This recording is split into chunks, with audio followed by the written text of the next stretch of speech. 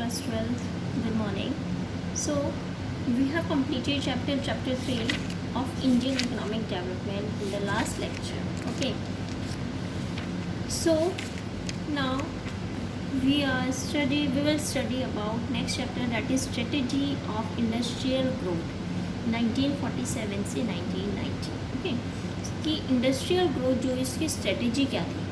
In this chapter, you will study about importance of industry, factors necessitating direct participation of state public sector in industrial development, IPR 1956, a declaration of leading role of the state, development of SSI, that is small scale industry, a policy instrument to promote the goals of employment and equity.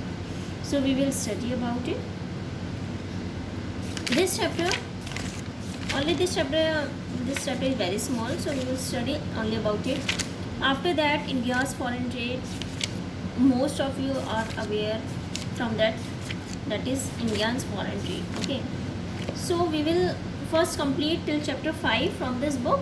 Okay, then after chapter 5 only, that is we have completed till, yes, so chapter 5 we have completed. उसके बाद हमारे कुछ chapters इसमें बच जाएंगे. So we will study after that. Okay, then we will move to the macroeconomics. Move to the macroeconomics में जाएंगे हम लोग, क्योंकि इसमें न्यूमेरिकल पोर्शन है. ये थ्योरी का हम लोग अभी फिनिश कर देंगे. चैप्टर 5 तक हम लोग पढ़ेंगे, उसके बाद हम लोग ये फिनिश कर देंगे. ठीक है, इसके बाद हम लोग फिर से मैक्रो इकोनॉमिक्स में जाएंगे. मैक्रो इकोनॉमिक्स में जो हमारे न्यूमेरिकल्स वगैरह हैं, तो इसलिए हमें उसमें ज़्यादा टाइम देना पड़ेगा. तो इसलिए हम लोग सिर्फ इसमें अभी चैप्टर 5 तक पढ़ेंगे. ठीक है, जो ये थ्योरी है उसके बाद फिर हम उसकी बात कंटिन्यू करेंगे. चैप्टर 5 इसमें बहुत है. अभी मैं आपको देख के बताती हूँ कि इसमें हमारे टोटल चैप्टर 13 है. ठीक है, तो 5 तक कर लेते हैं, या 5 के बाद हम लोग इसको लीव कर देंगे और उसके बाद हम लोग अपने नेक्स्ट मैक्रो इकोनॉमिक्स में जाएंगे. ठीक है, तो हम लोग स्टार्ट कर रहे हैं अपना चैप्टर 4. चैप्टर 4 में सबसे पहले आता है हमारा इंडस्ट्री. ठीक है, इंडस्ट्री क्या होता है, बहुत से बच्चों को पता होगा इंडस्ट्री क्या है. ठीक है, तो जो इंडस्ट्री होता है, इंडस्ट्री क्या होता है, इसकी इम्पोर्टेंस क्या है. ठीक है, इंडस्ट्री पता है, लेकिन इसकी इम्पोर्टेंस क्या होती है, क्या इंपॉर्टेंस है इंडस्ट्री की. इंपॉर्टेंस क्या है, industry plays an important role in the context of growth and development of a country. अगर हमें growth and development of a country की हम लोग बात करते हैं, तो इसमें इंडस्ट्री जो है एक मेन पार्ट है, दैट इज़ एक इम्पॉर्टेंट रोल प्ले करती है. ठीक है, following points highlight the importance of industry in a developing economy. अगर हम लोग फॉलोइंग पॉइंट्स देखते हैं, तो इसमें देखो इंडस्ट्री के जैसे दिखा रखा है, epicentre of the economic growth. Epicentre, industry serves as the epicentre of the economic growth. जैसे कि एज जीडीपी राइजेज, जैसे जैसे ग्रॉस डोमेस्टिक प्रोडक्ट राइज होता है, वहाँ पे एक स्ट्रक्चरल ट्रांसफॉर्मेशन हो जाती है इकोनॉमी में. ठीक है, इसके बाद industry start replacing agriculture as the engine of the growth. This is because unlike agriculture, industry produces a wide range of goods which the consumers would like to consume as their income rises. Industry क्या कर रही है, start कर रही है agriculture को replace करना, क्योंकि वो क्या है, ग्रोथ का एक इंजन की तरह काम करता है. ठीक है, ये इसलिए होता है क्योंकि अनलाइक एग्रीकल्चर, इंडस्ट्री प्रोड्यूस कर रही है वाइड रेंज ऑफ गुड्स जो कि कंज्यूमर्स को चाहिए जैसे जैसे उनकी इनकम बढ़ती रहती है. ठीक है, नेक्स्ट है the rise in demand for agriculture goods consequent upon a rise in income is always very modest. क्योंकि जो एग्रीकल्चर हमारे गुड्स होते हैं, जैसे हम राइस और वीट की बात कर रहे हैं, ये नेसेसिटीज़ हैं लाइफ की, and have low income elasticity of demand, और इनकी low income elasticity of demand होता है. तो इसलिए इंडस्ट्री ने रिप्लेस कर दिया एग्रीकल्चर को as an epicentre of growth, और खुद से क्या बन गया, एपिसेंटर ऑफ इकोनॉमिक ग्रोथ. ठीक है, नेक्स्ट आता है हमारा source of employment. Source of employment that is industry एक इम्पॉर्टेंट सोर्स है एम्प्लॉयमेंट का. This becomes significant when agriculture is already overburdened and the labour force is rising rapidly. Okay, in fact जब हमारा राइज होता है एग्रीकल्चर प्रोडक्टिविटी में, तो farming sector जो है क्या करता है, रिलीज करता है large supply of labour force. इसको हम गेनफुली एम्प्लॉयड करते हैं only in occupation outside agriculture. Industry play करता है इम्पॉर्टेंट रोल, इसमें भी इंडस्ट्री एक इम्पॉर्टेंट रोल प्ले करता है. After this, source of mechanised means of farming. Industry play करता है crucial role mechanisation of farming में. जैसे यूज़ ऑफ मशीन्स होते हैं, आपको पता है ट्रैक्टर्स वगैरह का यूज़ होता है।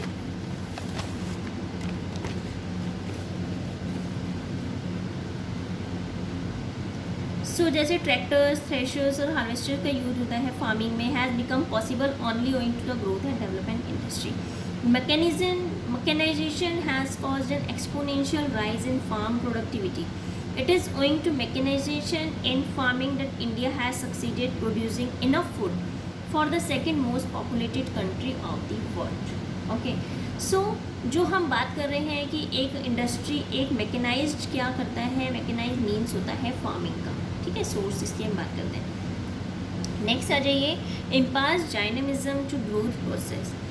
इंडस्ट्री इम्पार्ट करता है डायनामिज्म टू ग्रोथ प्रोसेस, जैसे कि in the absence of industry, अगर इंडस्ट्री नहीं है तो growth process would have to restricted to the production of food for survival. तो जो ग्रोथ प्रोडक्शन है वो सिर्फ हमारे वहीं तक ही रिस्ट्रिक्ट रहेगा, ये खाना बन रहा है और हम सर्वाइव कर रहे हैं, ठीक है, प्रोडक्शन हो रहा है फूड का फॉर सर्वाइवल।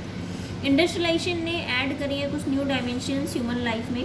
उसने एक कंज्यूमरिज्म, जिसको एंडलेस कंजप्शन बोलते हैं, एंडलेस कंजप्शन हो गया है wide variety of goods and services, ठीक है।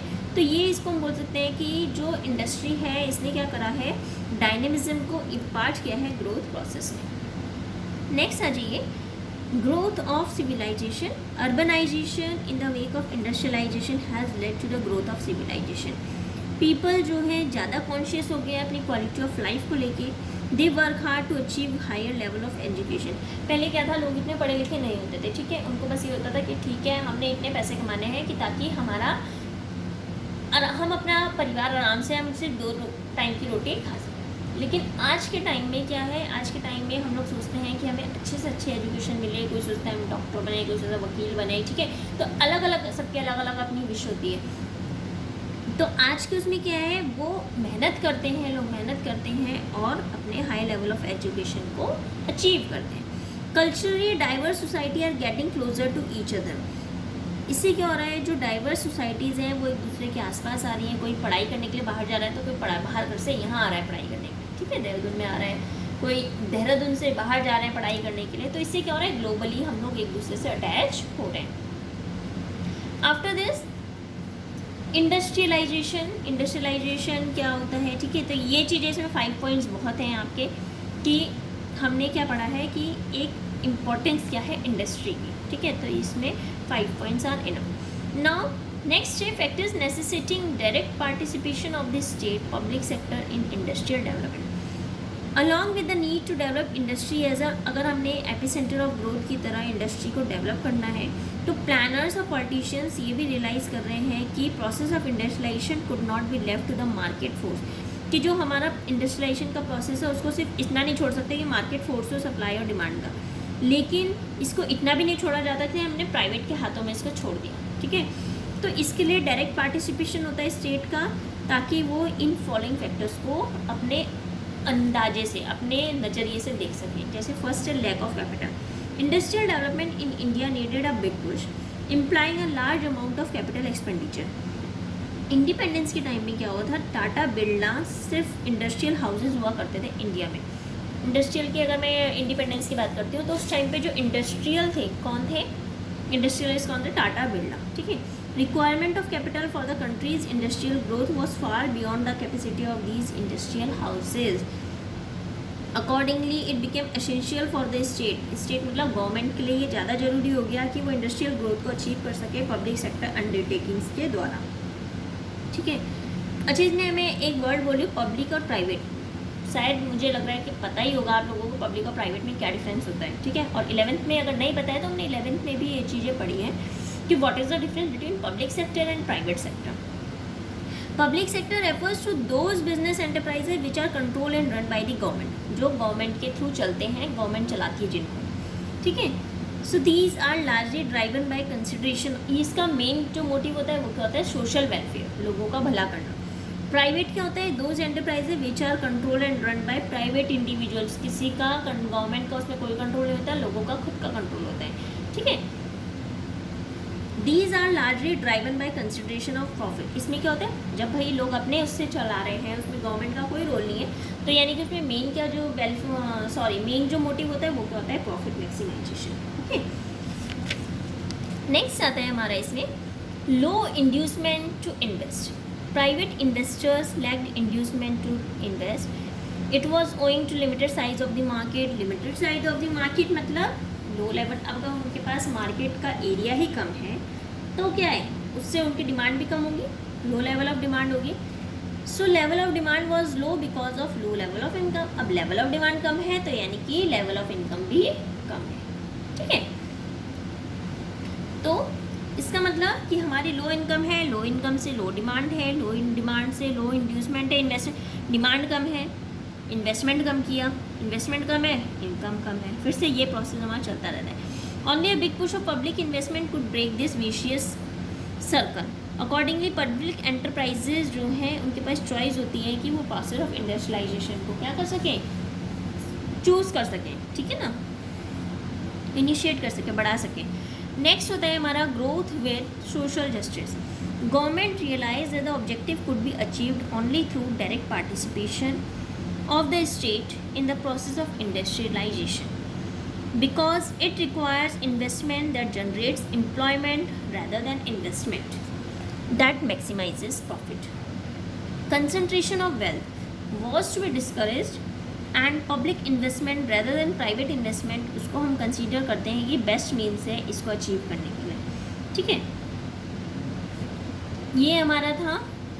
ये हम लोगों ने क्या पढ़ा है कि हमारे कौन से फैक्टर्स ज़रूरी हैं अगर हमने चाहते हैं कि पब्लिक सेक्टर का डायरेक्ट पार्टिसिपेशन हो इंडस्ट्रियल डेवलपमेंट.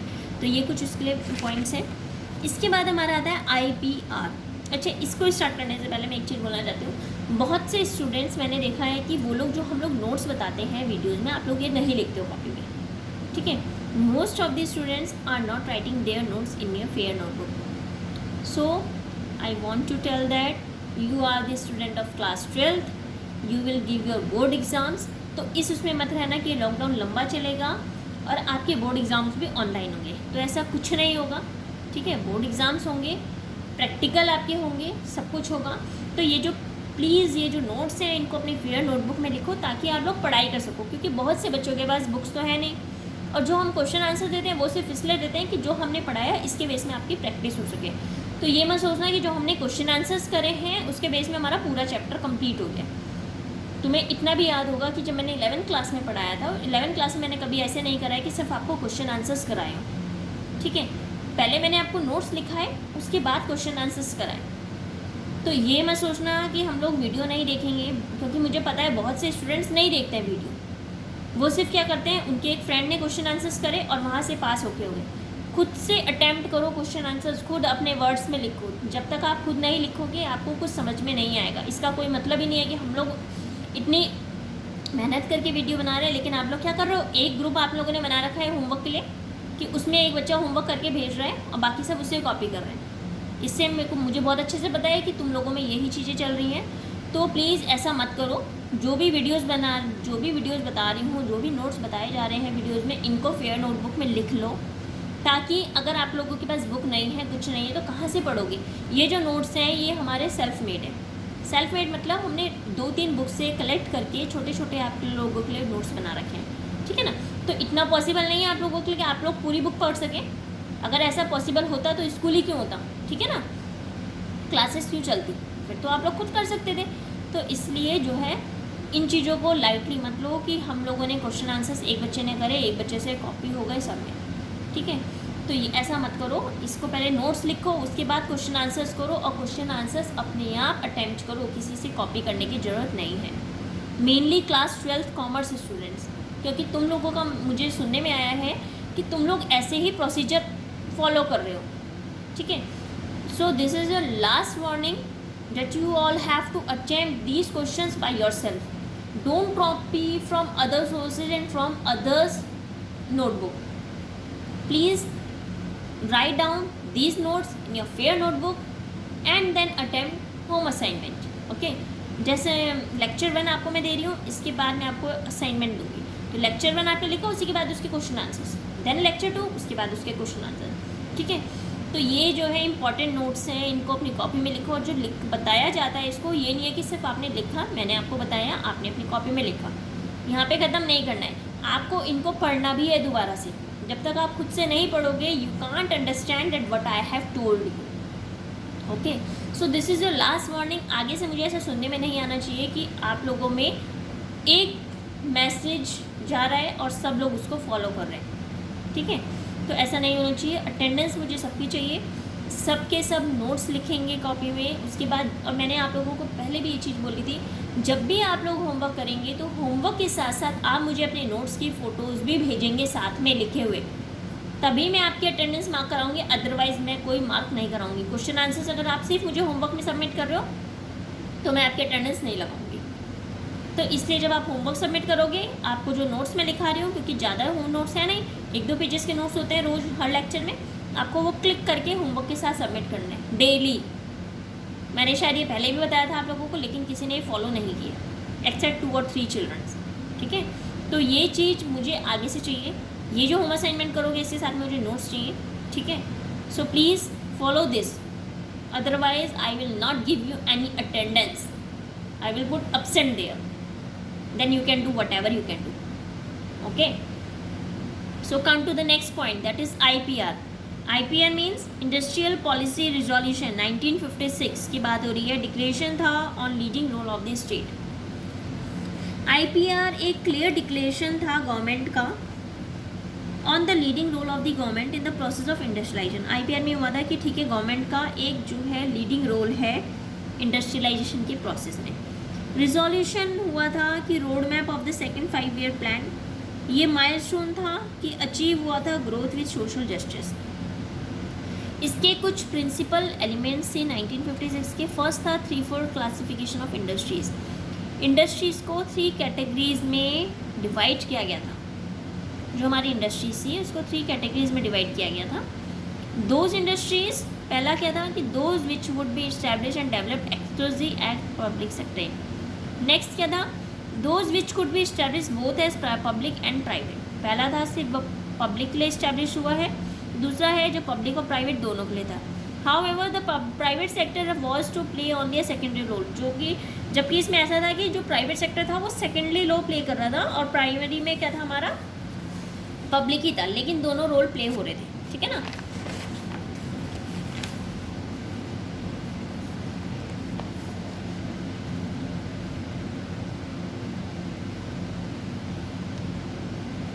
थर्ड में मैंने इसमें थर्ड पॉइंट नहीं लिखा है, तो थर्ड में एक वो आता है कि जो ना तो हमारे फर्स्ट में आएंगे ना सेकंड में आएंगे, वो हमारे थर्ड कैटेगरी होती है। तो 3-4 क्लासिफिकेशन हुआ था इंडस्ट्रीज़ का, ठीक है। इसके बाद आता है हमारा इंडस्ट्रियल लाइसेंसिंग। इंडस्ट्रीज़ जो प्राइवेट सेक्टर की थी उनको इस्टेब्लिश किया गया था सिर्फ लाइसेंस जब उनको गवर्नमेंट से मिलता था, ऐसे लाइसेंस के बिना कोई इस्टेब्लिश नहीं हो पाता था। बेसिक आइडिया था लाइसेंसिंग पॉलिसी का कि एनकरेज करें इंडस्ट्री को backward regions of the country में, ठीक है। This was to promote regional equality. जो लाइसेंसिंग हमारा, ठीक है, लाइसेंस हमने प्रमोट रीजनल इक्वालिटी था, तो इसके लिए क्या था कि licensing policy of the government was to promote regional equality. Next one, private entrepreneurs को एक्सपेक्ट होते थे कि वो इस्टेब्लिश करेंगे industry backward regions of the country में। Next, accordingly licence were liberally issued for the backward regions rather than the developed regions of the country. इसके बाद है लाइसेंस चाहिए होता था, was not needed only for establishing new. हमें सिर्फ licence इसलिए नहीं चाहिए कि हमने न्यू एंटरप्राइज को इस्टेब्लिश करना है, लेकिन हमें प्रोडक्शन कैपेसिटी जो हमारी एग्जिस्टिंग्स हैं, जो एग्जिस्टिंग कंपनीज़ है, एंटरप्राइज है, उसका भी हमने प्रोडक्शन कैपेसिटी को अगर एक्सपेंड करना है तो उसके लिए भी हमें लाइसेंस की जरूरत पड़ती थी। This was to regulate the allocation of resources to different uses. जो इसका फोकस था वो था कि सोशल वेलफेयर को क्या करें, प्रमोट करें रैदर देन प्राइवेट प्रॉफिट्स, ठीक है। इसके बाद आता है हमारा industrial concessions. Industrial concession, private entrepreneurs offered many types of industrial concessions for establishing industries in the backward region. Concession में आता था टैक्स हॉलीडे, यानी कि freedom from payment of tax for some time. कई बार उनको टैक्स से छुट्टी मिल जाती, टैक्स पे नहीं करना पड़ता। नेक्स्ट आता है subsidised power supply. Like the policy of industrial licensing, the industrial concessions were expected to promote regional equality, ठीक है। तो ये हमारा था IPR 1956, that is industrial policy resolution, ठीक है। तो ये IPR था। IPR का मैंने बता दिया किस तरह से leading role of the state उसमें डिक्लेयर हुआ था। इसके बाद हमारा नेक्स्ट टॉपिक बचता है नेक्स्ट इसमें आएगा हमारा IPR, मैंने आपको बता दिया डिक्लेरेशन। नेक्स्ट आएगा डेवलपमेंट ऑफ SSI। बस एक टॉपिक बचा है, 3 टॉपिक्स इसमें हमने कवर कर लिए, ठीक है। एक टॉपिक बचा है कि डेवलपमेंट कैसे हुआ स्मॉल स्केल इंडस्ट्री का, कैसे उससे एम्प्लॉयमेंट वगैरह प्रमोट हुआ। तो ये हम लोग जो इसमें टॉपिक बचे, छोटा सा टॉपिक है, इसको हम लोग नेक्स्ट लेक्चर में पढ़ेंगे, ठीक है। अच्छा, इसके बाद आप लोगों ने जो होम असाइनमेंट आपको मिलेगा इसके बेस पे वो आपको अटैम्प्ट करना है। आपको कोशिश करनी है कि जितने भी NCERT क्वेश्चंस हैं you have to all write in your fair. आपको अपनी कॉपी में भी लिखने हैं वो। वैसे मैं आपको दे रही हूँ, अगर कोई छूट रहा है तो आपको अपनी NCERT बुक के क्वेश्चन आंसर भी अपनी नोटबुक में लिखने हैं, ठीक है। वैसे तो मैं आपको जो होम असाइनमेंट दे रही हूँ उसमें भी NCERT क्वेश्चंस को कवर कर रही हूँ, rather than doing only कॉपिंग from your friends notebook. ऐसे मत करना, जो क्वेश्चन आंसर दिए जा रहे हैं उसको प्लीज़ अपनी कॉपी में कर लेना, ठीक है ना।